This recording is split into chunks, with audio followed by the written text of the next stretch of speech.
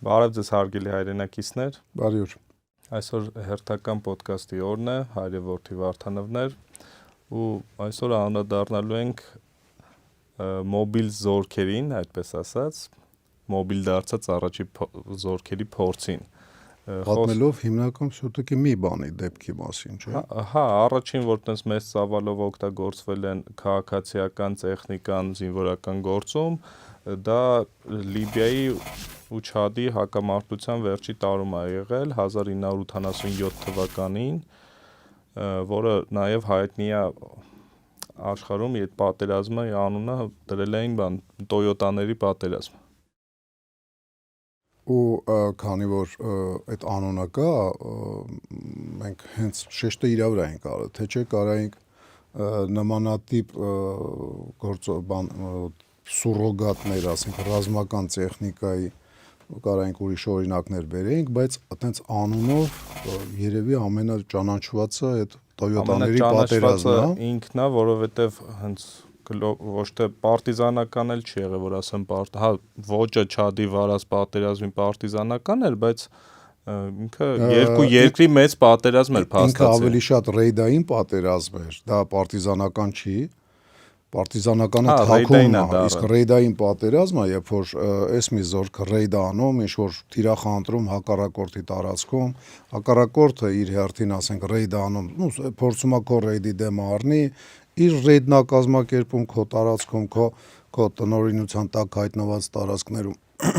Ընդհանրապես թեթև կարելի ասել նաև ինչից այդ հակամարտությունը առաջացավ։ Այդ հակամարտությունը եղել է այն դրանից, առաջացել է այն դրանից, որ Լիբիան պան-արաբիզմի կողմնակիցներ ու բոլոր արաբական երկրներին ուզում էր միացնել, հիմա պան-թուրքիզմը մեր մոտ շատ է լսվել, շատ է լսվում։ Նույնը կար Լիբիայում պան-արաբիզմ ու մինչև 1987 թվականը կամ այդ կոնֆլիկտը սկսել է 78 թվականից, մինչև այդ պայմանագրեր են ունեցել Եգիպտոսի, Մարոկկոյի, Թունիսի հետ միավորվելու ու այդ պան-արաբիզմի գաղափարը տարածելու, բայց քանի որ դա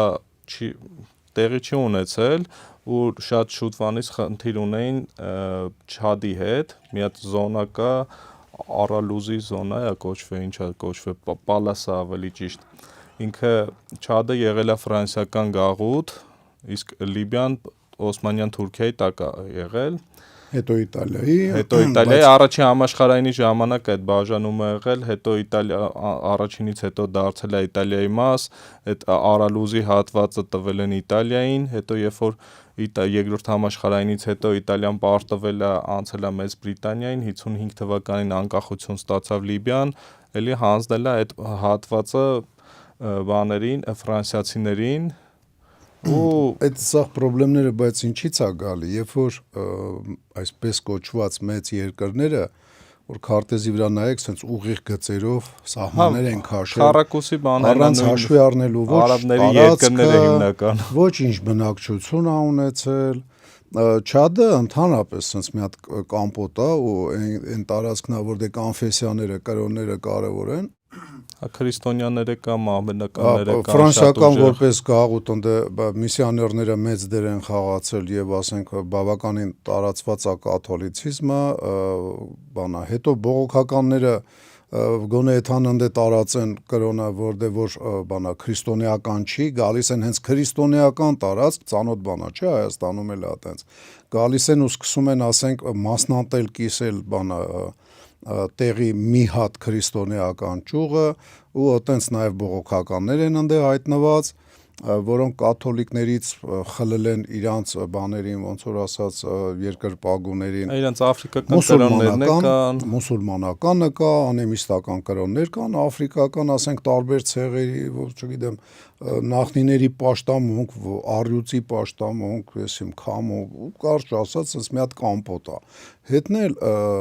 ռասայական եւ ազգայնական ինչ-որ ճյուղեր կան, օրինակ արաբական ճյուղ կա իր ենթաճյուղերով, բերբեր եւ արաբ։ Բերբերը դա այնքան էլ արաբ չի, ինքը արաբալեզու դարել է մեծամասամբ, բայց ինքը արաբական ցեղ չի, այդ հյուսային բանն է, ասենք Աֆրիկայի ցեղերն են, որոնք որ վաղ եգիպտական ժամանակներից հայտնի են, ասենք եւ պարբերաբար Եգիպտոսի նեղություն են տվել, ուղղակի մենք սովորենք բոլորի անել, գնահատել եւ նկարագրել վերջի մի քանի տասնյակ կամ 100-200 տարվա բաներով, բայց բերբերներն ու տուարեգները հին բաներն քաղաքակրթություն չեն, բայց պատմության մեջ հին հայտնի, ասենք, հետքեր թողած ազգեր են եւ այդ ամեն ինչը այնտեղ կա Չադում, իհարկե բացի սևամորթների ներկայությունը, այնտեղ ավելի շատ իմիգրանտներ են, աշխատանքային եւ այլն, ասենք, իմիգրանտներ են, բայց այդ արաբական, բերբերական հակամարտությունները քիչ թե շատ Լիբիայում էլ կա, իսկ ներքևը, որը ծայրամասային է, շատ ավելի վառ արտահայտված է։ Պլյուս դրան գումարվել է, ոնց որ ասեցի, եվրոպական ազդեցության տակ եղած քրիստոնեություն ընդունած սևամորթ բնակչությունը եւ այդ ազդեցությունից քիչ թե շատ խուսափող իրենց կրոնները պահպանող արաբական բաները։ Հիմա այդ այն տարածքն է, որտեղ Նիգերիայի Բոկո Խարամը էլի ֆիլիալներ ունի, լսած կլինեք, Բոկո Խարամը դա նրանց բավականից վայրենիոտ կազմակերպություն է, որը Դաիշին, Իգիլին երթում է տվել, ընդունելա, որ ինքը այդ ընդհանուր խալիֆայության մի մաս է ու աչքի անգել, եթե Ջեբխետ ան-Նուսրան կամ այսօրվա Սիրիայի ղեկավարությունը 1-2 դեպք ունի, ասենք, վայրենության, անասնական վայրենության, Բոկո Խարամը ամեն օր ու ամեն քայլի վրա է այդպես դեպքեր գրանցում ու արձանագրում, նույնիսկ հեռախոսով իրանք էլ չվախենալով հետևանքներից նկարահանում են։ Բավականին խառը խուճուճ տեղ է, ու այդ ամեն ինչը սկսեց, ոնց որ Վաղինակը ասեց, 80 թվականներից, 83-ից էր այդ կռիվը սկսել։ 78-ից է սկսել ու սկսել է այն դրանից, որ Չադից դիմել են Լիբիային օգնության ու Լիբիայի մեկին պաշտպանել է, մյուս կողմը դիմել է ֆրանսիացիներին եւ Սուդանին, ինչքան հիշում եմ։ Հա, դիմել է, հիմնականը ֆրանսիացիներին։ Չէ, Սուդանը ինչի եմ ասում, ինքը սահմանակից է հետը։ Փաստորեն նույնիսկ եթե Սուդանը օգնություն չհասցներ, բայց իր տարածքով օգնությունները գնային, մարդկային, զինտեխնիկա, արդեն բավականին։ Բայց ասեմ ֆրանսիացիները, նաև ամերիկացիները ինչու էին օգնում Չադում, որտեղ Լիբիան ինչքան էլ Լիբիա էր, բայց ինքը զինվորական արտադրանք չուներ որպես այդպիսին, այսինքն ինքը ինչով սպառազինում էր Չադի զինյալներին, հիմնականում սովետական զինտեխնիկա էր։ Լիբիան էլ մեր լսողները պետք է հիշեն, նաև որ ինքը Մուամմար Կադաֆի ղեկավարության տակ էր, ժամանակ շատ լավ էր ԽՍՀՄ-ի հետ ու դրա համար իր հակադիր ճամբարում էր խաղար այն ժամանակ, որովհետև ասենք կար երկու բևեռ, սոցիալիստական եւ արևմտյան պրոամերիկյան ինքը արդեն սոցիալիստականն էր ընտրել, սովետական միությունն է Եգիպտոսից անցել էր ոնց որ Լիբիային, նույնիսկ Լիբիայի Ջամախիրիա ոնց որ ասեր լիբիական կոլխոս, համատիրություն սենց էլի։ Ու այնպես էր ստացվել, որ փոքր սկսեցին զինել Չադի այդ հատվածին, Չադի մի նախագահ Լիբիայի կողմից ճանաչված նախագահն ասաց, որ Չադը միավորվում է Լիբիայի հետ, որպեսզի եթե անհրաժեշտություն մեկներ են, որ բոց անուն ուներ, հա։ Չէ։ Այդ նգատեն չի, այդ մեկի անունը չեմ հիշում ճիշտն ասած, ու ֆրանսիացիները սկսեցին զինել այս մյուս հատվածին, ինչով էին զինում 400 պիկապ Դա զենք չէր, ավելի շուտ։ Հա, դա զենք չէր, տեխնիկան եմ ասում, ինչի համար են որոշել իրականում պիկապներ։ Ավտոտրանսպորտով ֆրանսիացի ապահովեցին։ Ինչի համար են բայց այդպես որոշել։ Խի զինտեխնիկա չեն բերեն։ Որտեղ շատ դժվար էր իրանց կարծիքով այդ չմարդկանց սովորացնել զինտեխնիկայից օգտվելը։ Ու մաքսիմալ հեշտ տարբերակ են բերել, որը շատ հեշտ օգտվելը կնոպկա սխմելով բանով,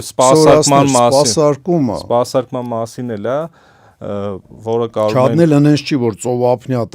տարածք ունի եւ ծովի ափին։ Այսինքն իրենք պետքա մեծ բազա բերեին, դնեին, ես անեին,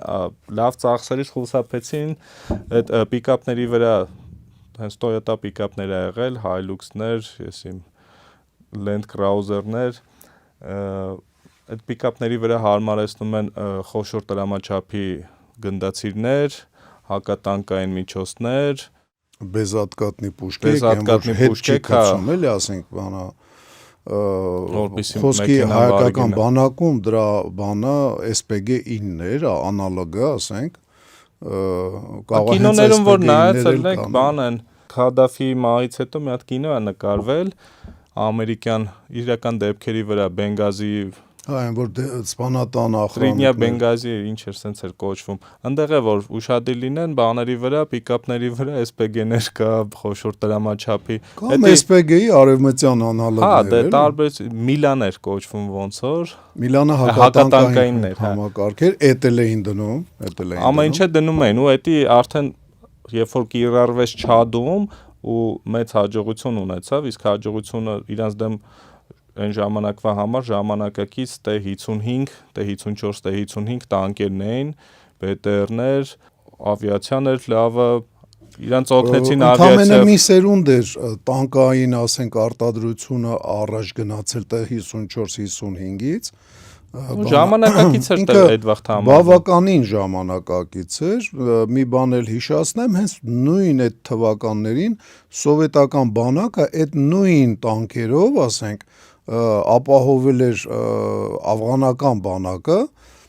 եւ ինքն էլ էր օգտագործում T-72-ներից ավելի լավ էր իրան դրսևորում, ոչ կարգավորված ճանապարհներով, ասենք, ռելիեֆի վրա, ասենք, լեռնային, նույն անապատայինում T-55-ը իրան ավելի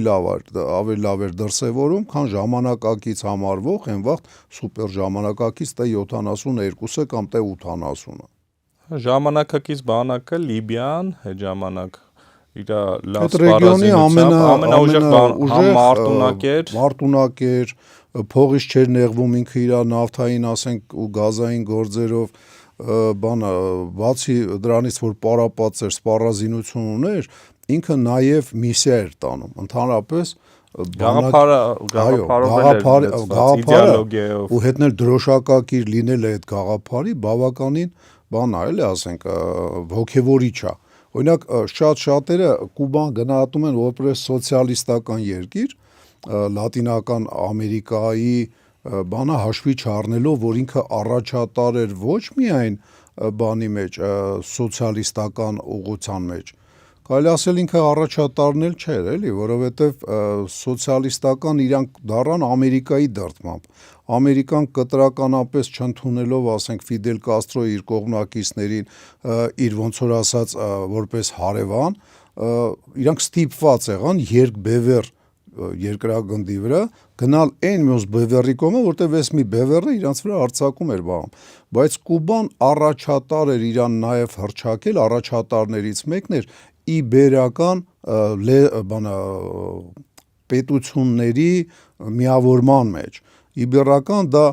բաներն էին, իսպանալեզու և պորտուգալալեզու բաններ, Կաուդիլյոն ֆաշիստական Իսպանիայի բանը,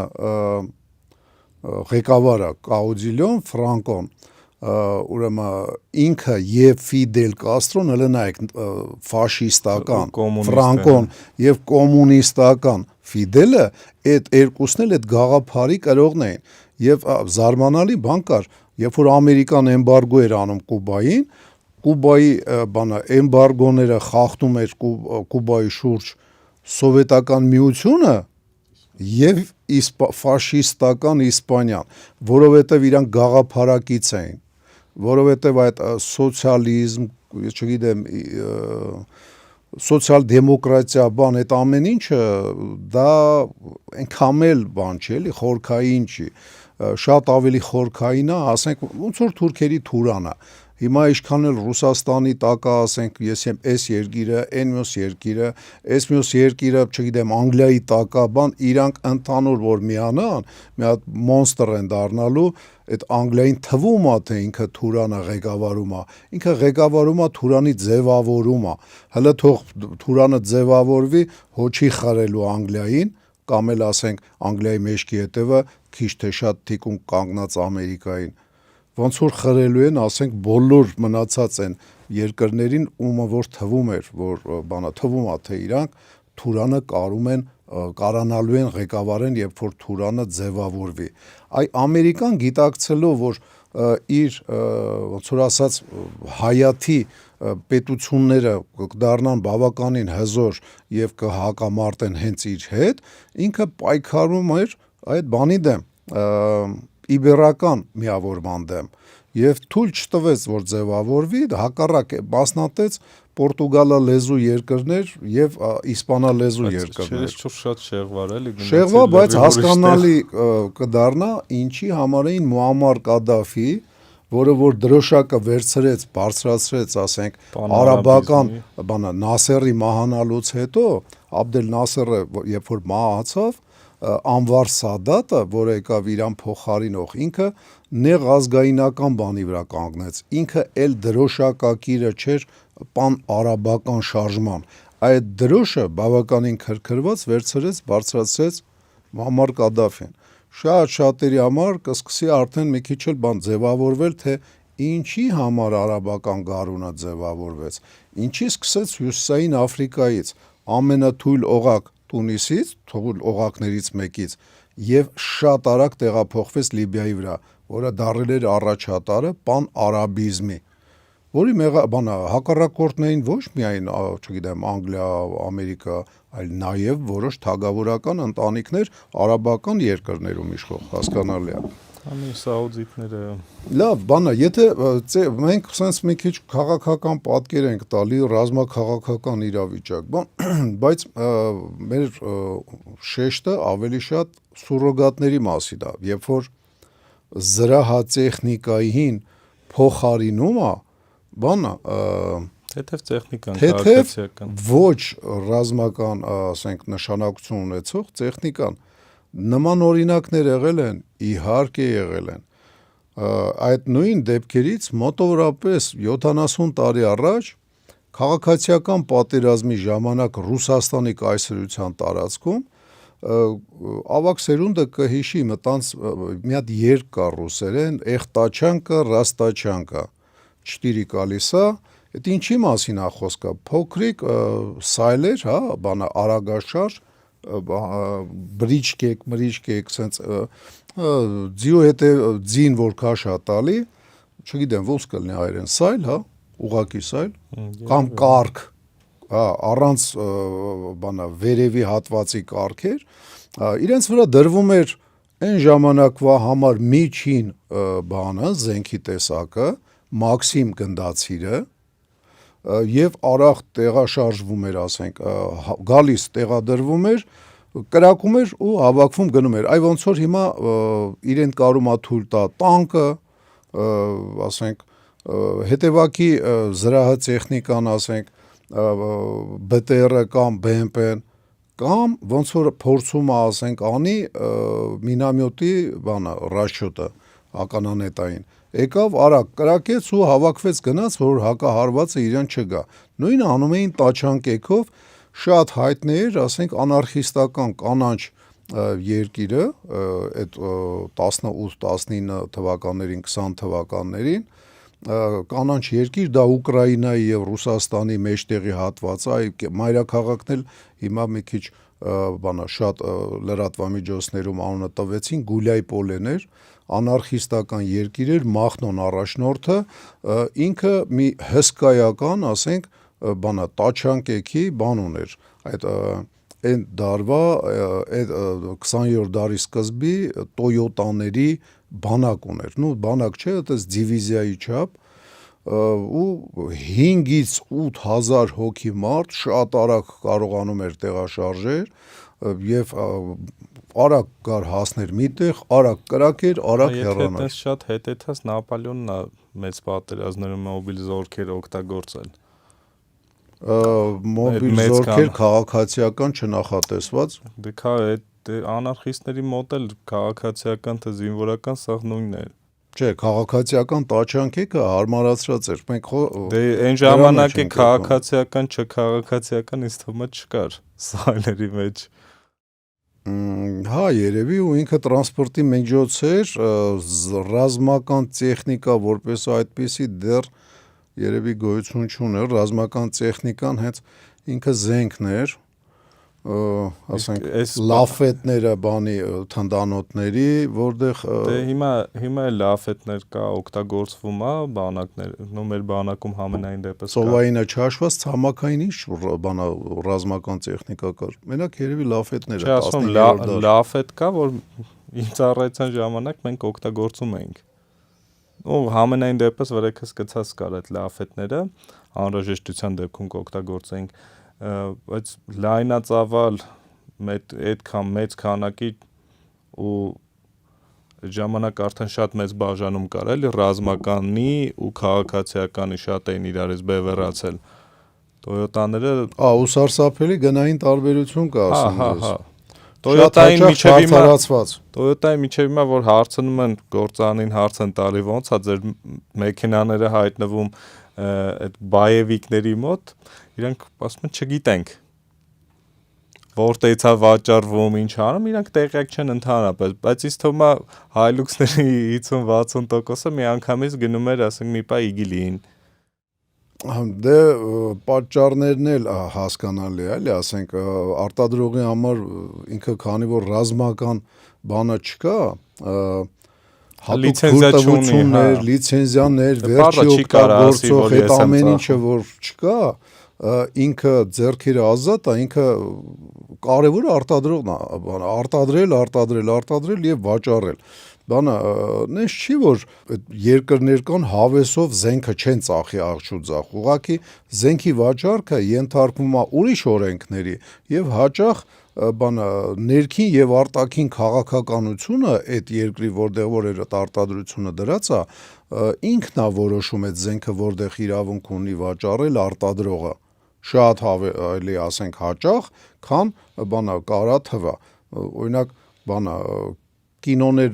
կան, որ սս նայում ես, մտածում ես ու Մոզես ախեց այտենց չի։ Ասենք բանա հայտնի մի հատ հայ մասին ֆիլմ են նկարել, որպես ուկրաինացի են իրան ներկայացրել, միացնելով, ասենք, մի հատ ուրիշ ռուս կերպարի հետ, հավաքական կերպար է, բայց ավելի շատ այդ հայ զենք վաճառողներ, որ ինքը ու Մոսես ծախում էր զենքը 80 թվերին։ Բայց մեջն էլ է երևում, որ ու Մոսես չէ, երբ որ իրան բռնում են, գալի ազատում են, Ումասես չի, քաղաքականության մեծ որտեղ Ամերիկայի պետությունը չէր կարող,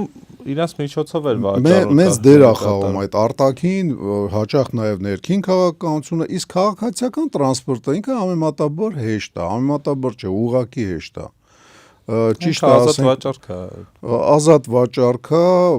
եթե հատուկ ինչ-որ էմբարգոներ չկան բանի վրա։ Այդ էմբարգոներն էլ է հեշտ լինում անցնել։ Շրջանցում ես, իհարկե։ Մի ուրիշ երկրի վաճառում ես, հետո լրիվ պատահական հայտնվում են այս երկրում, դու ընդհանրապես կապ չունես։ Եթե զենքը կարա շրջանցի, ասենք, պատկերացնում եք, քաղաքացիականը հատուկ շրջանցելու կարիք էլ չունի, էլ են։ Ուղղակի նստում քշելով գնում են։ Քշելով։ Բանը կարելի է ուղղակի բանը այդ Toyota-ների պատերազմի մասին ինչ խոսալ, որ դա առաջի դեպքն էր, որտեղ մասսայական պարտիա է, ասենք, կիրառվում, ու զարմանալի է, դա անում է հենց Ֆրանսիան, ոչ թե անում են այդ սուրոգատ ռազմական տեխնիկայից օգտվողները, այլ անում է Ֆրանսիայի կառավարությունը։ Կարծեմ ինչքան ասիր 400 400-ը առնում նվիրում են Չադին։ Դա լուրջ քանակ է, էլի ասենք։ Իրանց վրա հարմարացնելով, ինչպես նշեցինք, այդ խոշոր դրամաչափի հաշվի մի դիվիզիա, բեզատկատնի պուշկիքը, չէ, մի դիվիզիա, չէ։ 4 ասենք 4 հոգի, 400-ը 1006, չէ, մի բրիգադ։ Հաշվի առնելով, որ վրան հատուկ զենքեր էր ամրակցած հիմնականում, կարա նաև դիվիզիայի հզորություն ունենա։ Բայց զենքն էլ էր տվել, տեղյակ ես, թե մենակ տեխնիկան էր տվել։ Հաշվի առնելով, որ օրինակ հակատանկայինը Միլան հակատանկային բանն էր։ Շատ ժամանակակից, ուրեմն տվել է, էլի։ Արևմտյան երկրների պատասխաններ սովետական մալյուտկեքին ու ֆագոտներին։ Ու ինչ էին, իրանք ոնց էին օգտագործում այդ տեխնիկան։ Երկու հատ մեծ ճակատամարտ է եղել, որտեղ ոչնչացրել են լիբիական բանակին ու այդ երկու ճակատամարտը հերիքացրել է, որ Լիբիան դուրս գա։ Շատ ճոխ չես ասում, ոչնչացնել են։ Դե հաշվի առնելով զոհերի քան թվերը ոչնչացրել է։ Այդ ստորաբաժանումը կամ այդ Տեխնիկան- միավորումը դադարել է գոյություն ունենալ։ Փախել են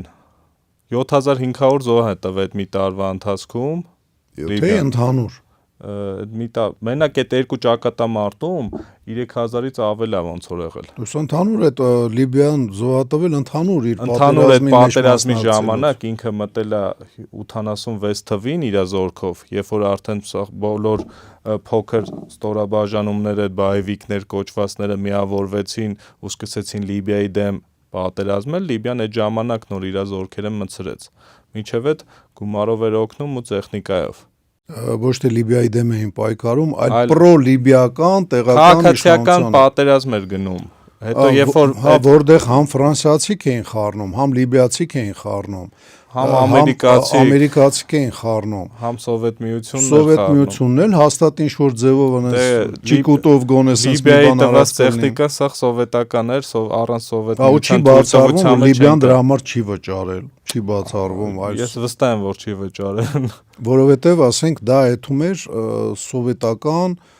հակառակորդի, սովետի հակառակորդի դեմ ոնց որ ասած պայքարին, Հա, ու ինքը այդ երկու տարվա մեջ այդ 7500 զինվորին կորցրել, դա մենակ զոհվածների թիվն է, թե ինչքան վիրավոր կա, բայց լիբիական բանակը մոտորապես մի 60,000 հազիվ 70-ից 80 հազար, այսինքն ինքը իր բանակի 10%-ը կորցրել է Չադում։ Ու կորցրել է այդ Տոյոտաների պատերազմի պատճառով, երբ որ իրենք ծանր տեխնիկայով մոտենում էին ու շրջանցելով շատ արագ կարում էին տեղափոխվեն մի կետից մյուս կետ, 2-3 կետից միանգամից կրակելով այդ ծանր տեխնիկայի վրա ոչնչացնում էին։ 200-ից ավել տանկ ու BMP են կորցրել։ Իսկ իրանք ունեին ընդամենը, եթե չեմ սխալվում, մինչև 400 էր հասնում իրանց տեխնիկայի թիվը այդտեղ։ Արագ շարժվող զենքի տեսակ, որը որ պետք չի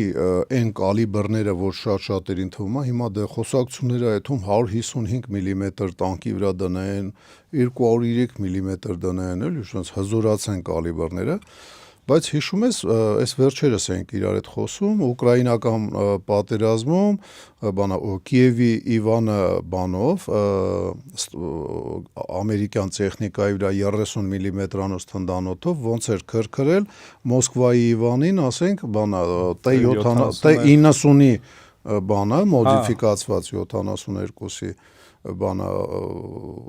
էկիպաժին ուղղակի քրքրել էր։ Էլի Արագաշարժության, մանևրության, մեկ էլ ասենք տանկը դե ամեն ինչը չի, որ իր զրահի տակ է պահում, ինքը աչքերը, ականջները, չգիտեմ ինչերը, լակատորները, սաղ տանկի վրայից է հարմարցված։ Արագությունը նաև կրակային արագություններ։ Հա, դե էնի ավտոմատ թնդանոթ է, 30 մմ-անոց։ Դրա շնորհիվ էլ էր կարողացել։ Արագությունը, մանևրությունը, ասենք, մեծ դեր է խաղում։ Մենք հիմա սուրոգատներից ենք խոսում, բայց հաղորդումը, բայց նաև կարելի է ասել, որ հաճախ ճանճին թնդանոթով են խփում կամ ճնճղուկին, երբ որ կալիբրները մեծ են բանանում, իսկ այդ Տոյոտաները դա բավարար կալիբրների մասին էր խոսքը, բավարար հակառակորդի տեխնիկան ոչնչացնելու կամ անշարժացնելու։ Ու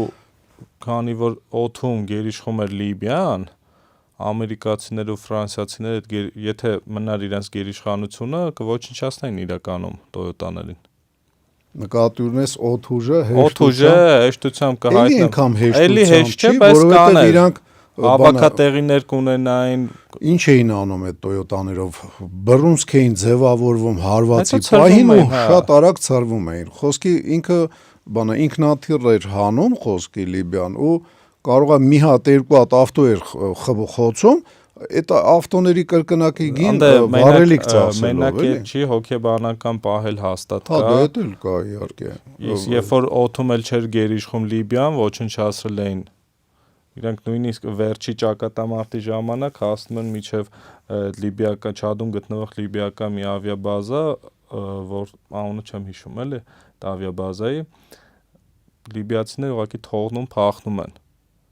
Ու բանկա խոսքը, որ նույնիսկ Mi-25, դա Mi-24-ի արտահանվող տարբերակն է, ուղղաթիռ են թողում, որը ամերիկացիները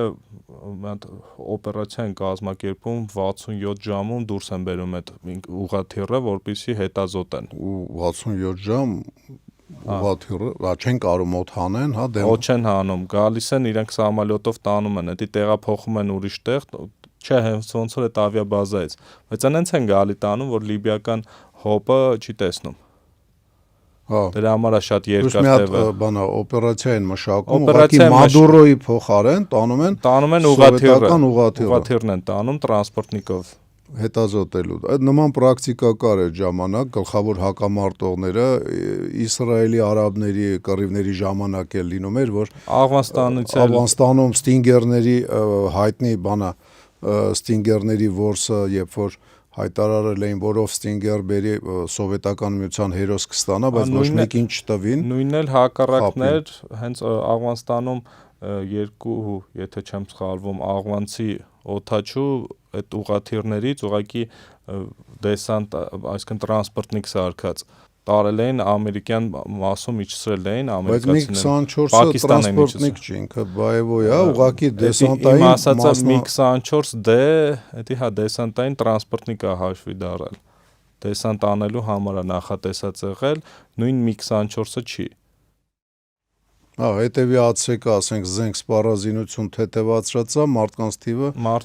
շատացրած է։ Մի 24-ի մեջ ընդ մարդիկ ոնց որ մենք պարկած էինք մտնում, երբ որ պետք էր լինում, նո համարյա պարկած էլի, ընդ ացեկը շատ ցածր էր մարդկանց, երևի այդ ամբողջ ացեկը բանա վերածված էր դեսանտային մասի։ Իրենց համար այնս կարևոր էր, եկել տարել էին, լուրջ օպերացիա էին կազմակերպել, դուրս էին բերել։ Ես ուզում եմ մի քիչ շեղվենք այդ ամեն ինչից, գանք, գիտես ինչի, ես այդ բանա 30 մմ-անոց բանա զրամեքենայի համար որ ասեցի, մենք դրա անալոգը չունենք, այդ շատ դանդաղաշարժ է դեռևս, նու շատ չէ, բայց դանդաղաշարժ է իր չափսերի համար, հայկական կարիճը կա, չէ, ասենք, տղաները, որոնք արդեն քանի տարի է սարքել են փոքր մանևրային ռոբոտացված համակարգ, հա, իդեպ ամերիկացիք են սարքել այդ 30 մմ-անոց բանի վրա ռոբոտացված տարբերակը, տնտանոթով տանկը փոքր, շատ ցածր, ինչ-որ 1.40 սանտիմետր, 1.40 սանտիմետր բոյով տանկ, էլի, ասենք, շատ թույն բան կարա ստացվի, հայերն էլ, ասենք, մեր ոնց որ ասած էնտուզիաստները սարքել են կարիճ տարբերակը, իրա փոքր ավելի, իհարկե, ասենք, եթե մեջը նորմալ ներդրումներ արվի եւ ուշադրությունը մի քիչ ավելի խելամիտ լինի, ոչ թե ապրեք տղաներ, ապրեք, բայց ոչ մի բան չանեն, դա իհարկե ահագին կզարգանա, բայց բանա ինքն էլ սուրագատի պես մի բան է, էլի ասենք, եւ այդ բավարար ուժ կիրառելու մասին է խոսքը, այդ Toyota-ներով բավարար ուժ, ոչ թե թնդանոթով խփես մի հատ ծիծատկի, այլ հակառակը ծտին խփես, ասենք, գիշատիչ փոքրիկ ծտով։ То есть այդ տղաների միտքը շատ լավն է, բավականին զարգացրել են, այն ինչ որ, ասենք, համացանցում մեկ-մեկ ցույց էին տալի առաջ եւ հիմա, ասենք, կա հսկայական տարբերություն կա մեջները, բավականին զարգացրել են, չնայած հենց սկզբից վատ բան չէր։ Ես ուզում եմ սահուն գամ, ասենք, մեր բանի մեջ, պաշտպանության նախարարությունս բավականին իրան ոչ ադեկվատ է պահում այդ ռոբոտացված տեխնիկային տեղ չտալով, բայց պաշտպանության նախարարությունը այս վերջերս հրապարակեց բան, չէ, ինժեներական կառույցներ, ուզում եմ դրա մասին էլ մի կարճ խոսանք, էլի։ Հա, ինժեներական կառույցները են, որ մեզ հենց նույն պաշտպանության նախարարությունից ասում են, խի գմբեթների բաները հրապարակում, արեք, բայց մի հրապարակեք, գաղտնի ինֆորմացիա է, հետո Անդրանիկ Քոչարյանը ասում է երկու հոգու կրակակետը գաղտնի ինֆորմացիա է։ Իսկ ցելի բատալյոնին է ընդհանրապես գաղտնի չի։ Անդրանիկ Քոչարյանը, բայց այդ խոսքերից հետո բայց դու գիտես, որ ասացված կա, այն ինչ որ թույլատրվում է Զևսին, չի թույլատրվում ցլին։ Իրանք Զևսն են, մենք մի կերպ ցուլն ենք։ Մեզ չի թույլատրվում։ Ահա, բայց եթե մանրամասներին անդրադառնանք, ես ուզում եմ մանրամասներին անդրադառնանք։ Հա, այնտեղ, չգիտեմ, իհարկե որ բացում էր կրակակետերը, ու ձենից ու ինչ թեթևությամբ էր անում, երևում էր որ ուղակի ժեշտ է։ Բարակ ժեշտ։ Շատ բարակ ժեշտ է կամ կարող է հաստ ժեշտ է։ Բայց հաստատ բրոնեպատ չէր, որտեվ շատ թեթև էր անում։ Իսկ եթե բրոնեպատը լինի, կարծում ես ավելի հաստ կլինի, քան ասենք Աբրամսի զրահը։ Միանշանակ ոչ, էդի ձեռով արդեն չէր Եթե կարող Աբրամսի զրահը խոցում են մի հատ փուճուր խուժան $600 ասենք բանով, FPV-ով։ Է դրան ինչ կանի այդ FPV-ն։ FPV-ն դրանք աղա եսի միշտ չանի, բայց Կարող մեջով անցնի պրոստը, հա։ Մեջով միանշանակ կանցնի, հա, նկատեցի նաև որ ցանցեր էին կախել FPV-ների դեմ երևի։ Չէ, որ բանը ծիծաղում են, հա, բան են ցույց տալի, նայեք սահմանը ոնց էր Սերյան Օհանյանի ժամանակ կանսերվի բանկեքա որ կախած, նույնը նկատեցի իրականում մտե կախած, կանսերվի բանկա չէր, մի քիչ ուրիշ էր, բայց նույն տեսքը ուներ, ուղղակի թե Սերյանի Օհանյանի ժամանակ հորիզոնական էր, թե ուղղայաց էր կախած կամպանիերների տեղը ու այնտեղ հա էդի կախած էր, բայց լիքը տեղեր կար, որտեղ տանկերի կամ չգիտեմ ուրիշ տեխնիկայի, խոշոր տեխնիկայի համար նախատեսված կրակակետերը դա փագած չէր։ Ինձ անհանգստացնում է ոչ թե այն որ ասենք բանկի կա կախած, բանկեն դա բանա մեդիա դաշտում այդ բանի ոնց որ ասած դրոշակա պետության մարմինների վրա հարձակվելու։ Իրականում ինքը աշխատող շատ ավելի էժան, քան սեյսմոդատչիկը խոսքերն $20, փչանալ չուներ ինքը։ Չի փչանում, հա։ Սեյսմոդատչիկը շատ արագ փչանում։ Սեյսմոդատչիկը $20-ից սկսում է, հենց ամենեժանն եմ ասում։ Պետք է շարես մի 20 հատ դրանից հենց պերիմետրով։ Իսկ կոնսերվի բանկեքը մեջը քարի հատիկ թելի վրա կախած, թանրապես փող չի նստում, հələ չաղանում ես, ինչքան շատ ես ուզում քեզ ապահովես, այնքան առողջությունը փչացնում ես սալի շերտեր լյարդի վրա, բան։ Դա ուղակի դրոշակ է, ուղակի դրոշակ, որը որ չախում էին այն ժամանակ մերժվող հասարակության կողմից ղեկավարությանը։ Դա աշխատող է, եթե ինքը աշխատող է, կլինի մենք հիմարություն գոնե մեր կրուգով ասենք դետքի, ոմայի ասենք լսողները ընդունենք, որ պետք չի դրա վրա խոսալ։ Так что դու Վաղո ջան, իզուր ես կոնսերվի բանկեն, բացասական նայ։ Ես բացասական չէի նայ։ Սենց, հիմա սենց։ Չէ, ասում են որ ձեռ էին առնում, հիմա իրանք օգտագործում են։ Հա, այդ բանով։ Այդ բանով եմ ասում։ Իրանք չեն օգտագործում են զինվորականները։ Իրականում ինձ ուրիշ բան դուր չի գալիս, որ զինվորական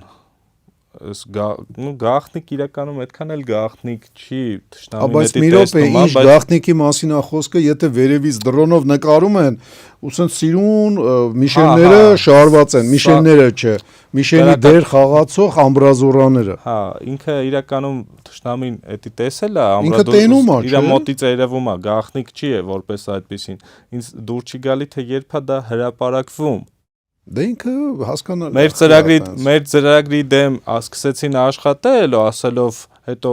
հանդիպումների ժամանակ ասում էին քելեք շարունակեք, բայց հանկարծ մի ասեք, որ sense բան եք անում։ Իսկ մենք հասարակական կազմակերպություն լինելով ստիպված էինք ասել, որ ասենք մարդկանց մասնակցությունը ապահովենք։ Իրանք մեզ խանգարում էին, որ չէին օգնում, դե բնական է, ինչ օգնել։ Հետնել խանգարում էին, հետնել ասում էին մենք խանգարում ենք, բայց դուք արեք ձեր գործը, բայց ասենք դաժե գյոզերով տակից չենք օգնել, էլի, չենք կարա, որտեվ ասել ենք, չէ, որ դուք վատ բան եք անում, ոնց օգնենք։ Դաժե դրա հետ չեմ, Վաղ ջան։ Ես ինչի հետ եմ, այդ ամբրազորաները դրսից սիրուն կառշնվի կամ կանանչ գույնի ներկած ձյան ֆոնի վրա։ Ինքը նույնիսկ թիրախ չէ, ինքը հրավիրատոմս է բանի սնարյադի համար։ Սպասի, թուրքը ձմռանը չի կռվում։ Հա, այս ստերեոտիպները, ասենք, բնական է, սաղ ճիշտ է ձևավորվել։ Դրա համար մի բրիգադի սարերում չի կռվում, ձմեռային բան ունեն, տեխնիկա ունեն, որը յուրաքանչյուր պահի պատրաստ է ձմռան պայմաններում գրոհային գործողություններ կազմակերպել։ Մի հատ մեծ բան մաս կդրի մեզանից էլ։ Գրոհային գործողություններ կազմակերպել եւ խոսքի օրինակ դե մի բրիգադը իրանց բրիգադի չափերը մոտավորապես 2,500 հոգի է ու պատկերացնում եք, չէ, ասենք ինչ կտոր Վաղոյի ասած լեզուդ պապանձվի Վաղո, ինչ կարան կդրեն, էլի ասենք մեզանից։ Այդ զրահատեխնիկայից մենք այնքան էլ սահուն չանցանք, որովհետև բանա կապը քիչ էր էլի դրա հետ։ Ինձ այնտեղ ուրիշ բան էլ է, էլի, ասենք գրգռում, որ ես ուզում եի անպայման խոսայի։ Չգիտեմ, էդի fake ապոզիցիաներ էր, թե ինչ էր, ասենք, բայց հելավ շորից ու բացին կեքից խոսած, ուրեմն այնտեղ ուրիշ մինուսներ չերևաց, հա։ Չերևաց, որ ընդհանրապես գիտեք թնդանոթը կամ գնդացիրը ստանկային երկու ուղղությունով է ռեգուլիրով կարվում։ Երկու ուղղություն էդի նշանակում է հորիզոնտալ եւ վերտիկալ։ Եթե հանգարց բանա, եթե պետք է մի կրակակետի վրա կրակես նեդալյոտ,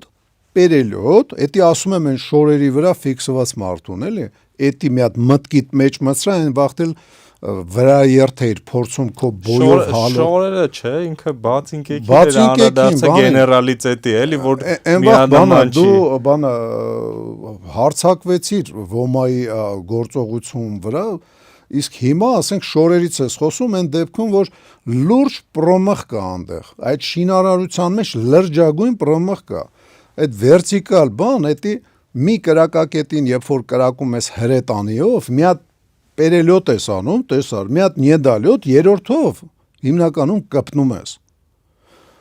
Եթե մյուսները նույն գորիզոնտալի վրա են, էլ դու 3 սնարյադ ամեն կրակակետին չես ծախսելու։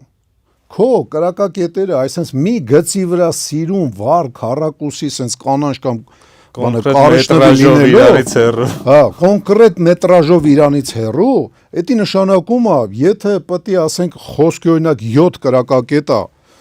21 հատ սնարյադ թուրքը ծախսեր, որպիսի խոցեր, ստեղ ծախսելու է 3 առաջինի վրա եւ 6 հատ մյուսների։ 9 հատով ինքը 21 սնարյադի գործ է անելու, ոչնչացնելով այդ կրակակետերը։ Չէ, դե կարա 11 լինի, մի հատ հեռավորությունը որ բռնի։ Դե պերելյոտ նեդալյոտով են անում այդ։ Աչու ձախն է որ բռնի, դրա մաս։ Աչու ձախը, ասենք, ինքը գորիզոնտալ, բան, կարում ես գորիզոնտալը տոշնի պայես։ Բերեցիր գորիզոնտալը տոշնի պայեցիր։ Այսինքն, անում ես, եղավ, չոտկի է։ Եթե ինքը չոտկի է, պերելյոտ նեդալյոտի տվյալներով ունես արդեն որն է տոշնի գալի, ու ստացվեց։ Խոցեց առաջինը, գորիզոնտալով մի քիչ քաշեց, բերեց տոշնի, մյուսը տոշնի։ Ուրեմն նման բաներ, հələ ինչքան գիտեմ, բանում էլ ես, էլի ասենք, ռազմական գծերով, вообще ես այդ հանձնաժողովը մի քիչ լավ չեմ հասկանում իրանք ինչով են զբաղված։ Նյուրժելի չէր, հնարավոր չէր այդ ինժեներական կառույցները բանի մեջ պահել, մեկ-մեկ կանչել փակ քննարկումների, ասել, այ ախպեր, այս ինժեներական բաները որ սարքում եք, բան արել եք, կոնսուլտացիաներ արել եք լուրջ երկրների հետ։ Ինձ թվում է արել են դա ու ստացել են այսպես մի բանը գծի վրա, հա։ Չէ, հանձնաժողովը քանի որ շատ գիտակ են ճակերտներով զինվորական գործից, իրանք իրականում քանի որ տեղյակ էին առաջի գնացողներից են միշտ եղել տենց բաներում կետերը սարքելու ընթացքում էլ են եղել, Քոչարյանի խոսքերը կարանք լսենք, Անդրանիկ Քոչարյանն է վերաբերվում, երբ որ ինքը չենք տալիս, այլը չկա։ Չէ, անուն տալիս ենք, ես իրեն շատ եմ սիրում, անավանդ հանդիպման ժամանակ է կհիշի, որ իմ սերը ցույց տվեցի իրան, ինքը շատ էր մեր գմբեթիկներին կպնում ու իրականում Այդ կառույցներն էին, որոնք որ մենք արագ տեղադրեցինք, որը հնարավորություն տվեց, որ իրանց հնարավորություն տվեց, իրանք այսպես տարիներով քանի որ կրակակետեր սարքեն։ Իրականում բաժանում չենք անում մեզ ու իրանց, մենք ենք բոլորս, իրանք էլ են մեր մեջ մտնում, իրանք են հա ուզում sense բաժանվեն մեզի բրթեն մի կողմ, մեր մոտ էդի չկա, մենք միավորող հասարակության մասին է խոսքը, մենք հասարակության ներկայացուցիչներն ենք։ Մենք միավորող գործ ենք անում ու մենք ասելով մենք պետությունն ենք ներկայացնում փաստացի հասարակությունը պետությունն է։ Չէ, իրանք հենց այդ անջատում են։ Իրանք եմ ես ասում մենք միավոր 95%-ն ենք բնակչության։ Ես ասում եմ մենք միավորում ենք ուրիշ տարբեր ոչ գիտակ մարդիկ ուղեղից մի քիչ թույլ կամ թերարժեք զարգացած մարդիկ, ովքեր թերարժեքության զգացում ունեն, որտեվ հասկանում են, որ իրանք այդքան չկան, որ այս պաշտոնին նստած լինեն, կամ այդքան չկան, որ այս գործը անեն, բայց իրանք նստած են ու որ կյանքեն ամենապիկին են հասած, ամեն ձև կարճած են այդ աթոռներից, իրանք բաժանում են, մենք միավորում ենք։ Դա մեկ էլ sense պահել կա, էլի։ Մի բան եմ ուզում ասեմ, էլի, ի պաշտպանություն այդ կառույցների, եթե իրանք համակարգի մաս են, այսինքն բուրգի վերևն է ընդամենը պաշտպանական համակարգը կա, այսինքն կողից փոքր կրակակետերով ու ինքը զուտ կատարի զորամասի գործ, ուրեմն մեջը մշտական անձնակազմ պետք է լինի ու դադարեն այն կազարմաները կառուցել, որ ասենք մոդուլային կազարմաները, համ փողի մսխում է, համ անվտանգ չեն այնտեղ մեր տղաները, մեր զինծառայողները, անվտանգ չեն աբսոլյուտ, էլի այդ խոցվող։ Ես մի հատ շարունակեմ, եթե այդ բուրգի վերևն է ու ինքը որպես զորամասա ծառայելու անհրաժեշտության կռվող զորամասա դառնում էլի, այսինքն ինքը բացի շենքից ոնց որ այն մեր հին զորամասերը դե չէր կարա շենքի մեջից հա էլի կարա իր կռիվաներ, բայց այդ նույն բանը չէր ունենալու, հզորությունը չէր ունենալու։ Հիմա եթե ինքը որպես զորամաս ծառայի, այսինքն տղաները անվտանգ կքնեն, համեմատաբար անվտանգ։ Քո խոսքից հետո կծրվեն, եթե մի բան տագնապի դեպքում կծրվեն 2 հոգով կամ չգիտեմ 3 հոգով փոքր կրակակետերով կզբաղացնեն, ոչ թե մի հատ թանկանոց ռակետով 100 հոգի կվերացնեն, այլ այդ թանկանոց ռակետը օգտագործել են 2 հոգի վերացնելու վրա, որ մեր գինը շատ ավելի կթանկանա։ Դուք դու ուզում ես ասես 20 թվականին, որ հարված եղավ զորամասերին եւ այն զորամասերը, ովքեր որ գլխավոր շտաբի պետի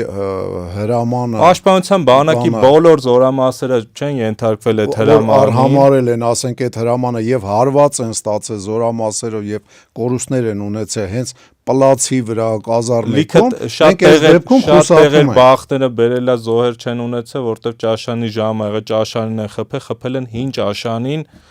նոր ճաշանի տվյալները չունենալով։ Մասնավոր դեպքեր է, բայց մեր զոհերը դրա շնորհիվ բանա կրճատվել են։ Որ ընդհանրապես պատերազմական իրավիճակը, երբ որ սկսում է, ինքը գրեթե միշտ սկսում է անսպասելի։ Հա։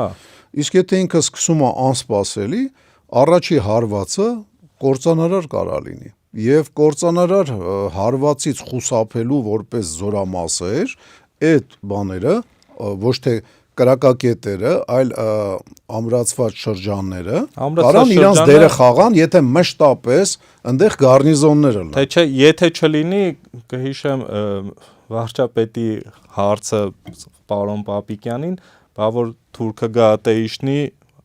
ու դադար կլինի, ինչ է լինելու, որ քաղաքապնգային չէին մտածել, որ կարա տենց լինի, էլի շինությունը որ դատարկ եղավ, նշանակում է մեր առաջնագիծը երկու կողմից հարվածի տակ է ընկնելու։ Դա ու բանը, եթե մենք դա վերածում ենք գարնիզոնների,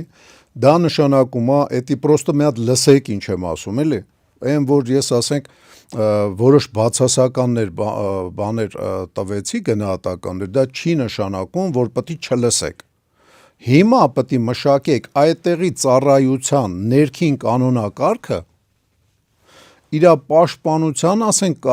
պահպանության, ոչ թե պաշտպանության, ասենք, կարգը պետք է մշակեք եւ համապատասխան ռազմական գործողությունները սկսելու դեպքում մարտավարությունը, տակտիկան նոր պետք է մշակեք, նոր, ու այդ մշակելը թղթի վրա գրելը չի, այլ անձնակազմի մշտապես այդ կյանքով ապրելն է եւ առավոտից իրիկուն պարապելն է, ինչի՞ չէ նաեւ գիշերներով պարապելը։ Ինձ թվում է այդ ուղղությամբ գնում են։ Հուսանք։ Ես այդ հույսը ունեմ, որ իրեն գիտակ մարդիկ իրականում կան այնտեղ, ոչ բոլորն են Միշտ չի որ գիտակ մարդիկ են այն պաշտոնները զբաղացնում, որոնք որոշումներ են ընդունում։ Մեր խնդրեմը հենց դրա մեջ է։ Մեր խնդրեմը որ գիտակ մարդը, քանի որ ասենք իրանց, չգիտեմ ինչը գաղափարները չի կիսում, իրանք չեն կարող ասենք կարիերա անեն, ոչ մի բանում, էլի, գերատեսչություն, այդ թվում ռազմականում։ Մեր իրական խնդիրը այն է, որ գիտակ մարդը վախենում է խոսա։ ոչ թե իր ձայնը լսելի չի, տենց չի։ Էդի ընդրանից է, որ ուրիշ գիտակներին ով խոսացել են, իրանց համապատասխան հարվածները տակ են գցել, վաշները վախեցած է։ Ինչը քեզ խելքի բերեց, գալի դուրս թռած արկերը։ Էդի հասկանալի է, բայց ամեն դեպքում, երբ որ տենում ես, իրականում դու ես գնալու կոտորվես, էլի։ Ու դու պետքա խոսես, քո ձայնը պետք է լսացնես։ Ես եղել եմ շատ ցածր մակարդակի սպա, ոչ թե իմ մակարդակը, այլ ընդհանուր լեյտենանտ, ավագ լեյտենանտ, դա դասակի հրամանատար մակարդակը ամենացածր սպայական մակարդակն է, էլի, դրանից ցածր չկա։ Ու իմ ձայնը լսելի հաստատ եղել է։ Եղել է ոչ թե ես որտեվ տենցի, որտեղ ես խոսում էի։ Ես իմ ասածին տեր էի կանգնում, պնդում էի իմ ասածը, չեմ մոռանա, երբ որ ինձ փորձեցին գնդի հրանտարի տեղակալը իմ միջոցով փորձեց բոլորին ցույց տալ ով է տեղի ասողը ու չկարացա, որտեվ ես չծալվեցի։ Որովհետև այդ ասող, չասող բան անիմաստ, ասենք, բան է, ինքնահաստատվելու փաստ է։ Ինքը ինքնահաստատ փորձեց ծառայության օպտիմալիզացիայի անհրաժեշտ գործողությունների բացակայության դրա մասին էր խոսքը։ Հա, իսկ այդտենց գեներալներից, ովքեր փորձում էին լսեին բաներին, դասակի հրամանատար կազմին, այսինքն միջև կապիտան, ով որ դաշտում է աշխատում, ես դեպք գիտեմ 3-րդ բանակային կորպուսում, երբ որ դասակի հրամանատարները գիտական աշխատանքներ են գրում նույն համազգեստի հետ կապված, միջև 20 թվականը։ Ընդհանրապես թեման եղել է, կներես, թեման եղել է ինչպես բարձրացնել պրիվիլեկացիելն սայրենոս կլինի։ Հրապուրչությունը, ծառայությունը ավելի հրապուրիչ սարքել մարդկանց համար, թեման այդպեսին է եղել ու այդտեղ կոնկրետ իմ ընկերներից մեկը համազգեստի հարցն է բարձրացրել, դա միջև 20 թվականի մասին է խոսքը։ Նույնձև իրանք կարային ուրիշ հարցերով դիմեին։ Լավ, շատ կարևոր, ասենք, կարճ մի հատ ուզում եմ ուրիշ հարցեր բարձրացնեմ։ Ընդհանրապես ռազմական գործողություններում, միգուցե նաև առօրյայում, բիզնեսում, բայց ռազմական գործողություններում, ռազմական պասիվ գործողություններում, ակտիվ գործողություններում, բանակյա շինության մեջ պաշտպանական համակարգի, ասենք, ամրացնելու, ձևավորելու, ամրացնելու եւ ասենք իր գոյությունը պահպանելու մեջ շատ կարևոր դեր է խաղում ժամանակը։ Ժամանակի ֆակտորը մի քիչ ուշացնում ես, մարտի դաշտում պարտվում ես։ Մի քիչ արագ ես հայտնվում, մարտի դաշտում պարտվում ես։ Տարբերած ստից օրինակ բերեմ, Կուրսկի, ասենք, ճակատամարտից բանը 15 րոպե շուտ զորքերը մոտենային գերմանական բանը առաջնագծին, որ հարձակվեին, կհայտնվեին, ասենք, բանի արտիլերիայի, սովետական արտիլերիայի հարվածի տակ։ Մի քիչ ուշ գային, արդեն ուշ էր լինելու։ Ուզում եմ ասեմ, ժամանակը շատ կարևոր ֆակտոր է։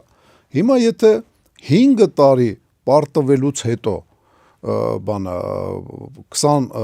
թվի մարտական գործողությունների պարտվելուց հետո նոր համազգեստ է բանանում, իր բանը ոգին բարձրացնելու բանը արդեն անցել է անհրաժեշտություն, ուշացել եք, շատ չեմ ասում, մի 4 տարով ուշացել եք։ Իրա կիրառելիության վրա եթե բան ենք անում,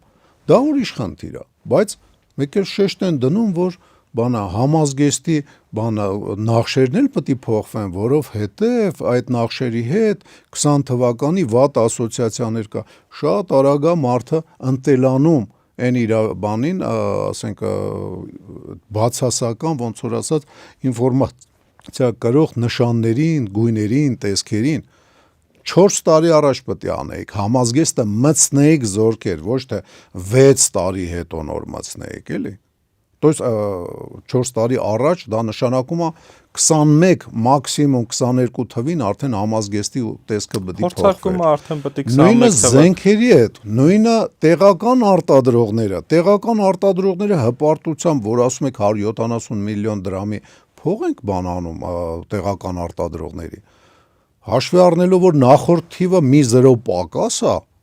հպարտանալու բան միլիոն չկա։ թե միլիարդ։ Միլիարդ, հա։ Թե միլիոնը ընդհանրապես։ Հա, 170 միլիարդ։ Նախորդ տարին, որ մի 0 պակաս է, Դա արդեն խոսալու տեղ չունեք, հասկանում եք։ Դա նշանակում է դուք մի 7 տարի կամ 20 տարի ուշացել եք։ Սուսուփուս ձեր գործն արեք, էլի։ Այնտեղ որտեղ հպարտանալու տեղ չունեք, խեք են ինֆորմացիան հակառակորդին տալի, որ տեղական արտադրողներից իրանք աբսոլյուտ, եթե չէ, տեղյակ են ինչ են արտադրում, որ մենք առաջատար տեխնոլոգիաներով ենք ուժեղ, մենք մետաղի մշակման մեջ ուժեղ չենք։ Դա նշանակում է դուք ինֆորմացիա եք տալի հակառակորդին, որ հնարավոր է մեր հրթիռները, մեր սնարյադները ուղղորդվող չեն։ Իսկ հաշվի առնելով մեր տեխնոլոգիաներին հետ ընկերություն անելը, հակառակորդը ենթադրում է, որ մենք այդ ամեն ինչը կիրառել ենք, երկաթը ավելի բան ենք արել, մեր հմուտ արտիլերիստները կրակում են ոչ թե ճշգրիտ կրակում են ոչ թե դրա համար, որ պարապած են բան, ինքը մտածում է, որ ուրեմն ժամանակակից տեխնոլոգիաներ են օգտագործվել, խեք ինֆորմացիա տալի հակառակորդին։ Չի կարելի, մեկ քիչ մտածեք, էլի։ Եվ 2-3 քայլ ոչ առաջ է պետք ընկնել, ոչ հետ, ժամանակին ամեն ինչը պետք է լինի։ Դրա համար շատ խորհրդակցություններ պետք է ունենաք։ Ոչ թե հասարակական խորհուրդ եք հավաքում միայն ձեզ լոյալ հասարակական կազմակերպություններին, ոչ մի դեպքում ենք հասարակական կազմակերպություններից մարդ չեք հրավիրում, ով որ ձեզի ուղակի հարցեր կտա, չպայմանավորված ձեր հետ։ Էլ չեմ ասում ձեր հետ վիճի։ Դուք պաշտպանության գործ եք անում։ Եթե բժշկության հետ կապված, չգիտեմ ինչի հետ կապված հարցերում մեկ կյանք է վտանգվում, ստե վտանգվում է 3 միլիոն կյանք։ Մի քիչ ավելի պատասխանատու եղեք, էլի։ Պարոնայք, ռազմաքաղաքական վերնախավ։ Դա ձեզ ներքևախավն է զգուշացնում։ Շո՞, Այ, ընդհանրապես չադից Toyota-ներից համարյա չխոսացինք։ Չխոսացինք այժմյան կոնֆլիկտներում որտեղ է օգտագործվում մեծ քանակով։ Իմիջիայլոց դրա ռազմական բանը, այդ ձևը գերատեսչություններում հարուստ երկրների օգտագործվող, դա տարբեր, օրինակ Polaris-ի մարտական զրահամեքենան չէ, փոքր բագին է, եւ ասենք տարբեր բագիները, որոնց թվերը սկսում է 100,000-ից։ Բայց քանի որ էլի թանկ է, նույն ռուս-ուկրաինական հակամարտությունում օգտագործում են շատ հասարակ մեքենաներ, ձեռքի տակ եղած միջոցներ են օգտագործում։ Ես հիշում եմ մի հատ Ժիգուլի էր 22 թվականի գարնանը կադրի մեջ ընկել գազարագույն Ժիգուլիով, գալիս կայնում էին ուկրաինացիք, հելնում էին երկու հատ դմփ տանկերին խփում էին, նստում ու տրջիկ էին տալի։ То есть քաղաքացիական տեխնիկան մեկը sense tenants օգտագործվելու է, կարելի է դրան մի քիչ խելամիտ մոտեցում անել, sense շատ ենք խոսում, քննադատում ենք օպոզիցիաներ, պոզիցիաներ, ես իմ ինչեր, բայց նաև պասիլներ ենք տալ, էլի, օրինակ, ախպեր վերջապես դուք կարող եք օրերից մի օր բան անեք, օրենք ընդունեք, որ այդ բաները pick-up ջիպերը Հայաստան առանց հարկերի ու վարկերի գա, որ սենց հեղեղված լինի Հայաստանը ոչ թե շքեղ մեքենաներով, այլ շքեղ դարձրած, ասենք, pick-up-ներով, որտեղ ցանկացած pick-up որ իրականում ուղղակի միայն զինծառայողներին, չէ՞ ոնց որ։ Չէ, ծմանը բեռնատար համարվող pick-up-ներ, այսինքն որի բեռնատարողությունն է ավելի շատ, քան ինքը մարտադարը։ Ցանկացած pick-up։ Մեկ դա պետք է ընդունվի, ցանկացած։ Ինչքան գիտեմ, բաներում է գրանցվում, հա։ Էլ ինչ պետք է ընդունեք, մյուս հաղորդումներում էլի կասեմ։ Ամեն ասենք հաղորդմանը կասեմ էլ ինչ, ու ժամանակի ֆակտորի մասին էլ մի մոռացեք, ամեն ինչը ժամանակին է, ոնց որ ճաշից հետո ձեզ որ քթալ բերեն, այդ քթալով ինչ եք անելու, ատամների արանքից միս եք անելու։ Մենք ինչ խոսում ենք 20 թվականի դեկտեմբերին, ես այս տարի լսել եմ Պապիկյանից, այս տարի նոր։ Ինչ արած։ Ինչ արած։ Դե հուսով եմ ինձ թվում է նորա սովորել ուղղակի այս գործին, Նոր սկսել անտելանալ, նորա հասկանալ։ սկսել տիրապետել ինչ-որ ձևի կամ հասկանալ։ Թող ուշադիր Կամ լսի, նոր- մենք ինչ ենք խոսում ու ժամանակի բանի մեջ կտեղավորվի։ Կամ նոր Մեր զրույցները նոր մենակ մեր լավ գլխից չի, էլի, խորհրդականներ նաև ունի։ մեր շրջապատի զրույցներից է, որ ուղղակի մեր միջոցով է մեդիա դաշտում հայտնվում։ Իսկ մեր շրջապատը քիչ թե շատ ռազմական գործի հետ առնչվում է։ Եվ քիչ թե շատ ոչ այնքան, ասենք, հարմար մարդկանցից է բաղկացած, դա նշանակում է, որ իրանք այդքան լավ պարոն նախարար sense բաներ չեն անում, ճիշտ է այդպես բան, բայց գիտակ են իրանց գործի։ Всё երևի։ Այսքանով Էսի բավականին ամբոստ բան եղավ, ոդկաստ եղավ, բայց մեզանից դրանից բանը չսպասեք, էլի, որ մենք միշտ ձեզ կհարմարվենք, չկա տենց բան։ Բայց հուսով եմ Եվ կլսեն պետք ինչ-որ կլինի- հետևություններ Եվ կանեն։ պետք կլինի, ինչ պետք կլինի, դա էլ կասենք։ Լսեք, մեզ վրա ջղայնանալով, քֆրտելով հաշվի առեք մեր խոսքերը։ Ու հուսով եմ, որ ինչ խոսացինք, իրանք արդեն անում էին ուշացումով, բայց անում էին։ Հա, արել են։ Ու Օրինակ լսելուց- բետոնային շինությունները հիմա ոնց անեն, որ տարբեր բարձրությունների ամբրազուրաները լինի։ Դրա համար ժամանակին է պետք լսել։ էլի։ ու լսելուց բանը, ասես քմծիծաղ են տալի, ասում մենք էսի արդեն 2-3 տարի գոնե անում ենք։ Հուսով Հուսանք ենք տենց տենց։ լինի, հա, Բայց հուսանք։ այս զրույցը համ էլ մեր լսողների համար է, որ իրանք էլ սկսեն պահանջել դա։ Հա, մեկ է Զարուհի ջան, մի մտել այդ պաշտպանական գործերի մեջ, էլի այն վաղ ոմայիններ քննադատում, ասենք անհասկանալի ու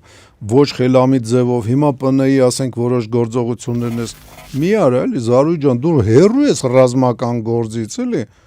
կլինի դու այդ թեմաներին չանդրադառնաս։ Պաշտպանի էլի այն խեղճ մարդուն, որ հեսա քո պատճառով կարողա դատվի ու գնացմա բանտարկության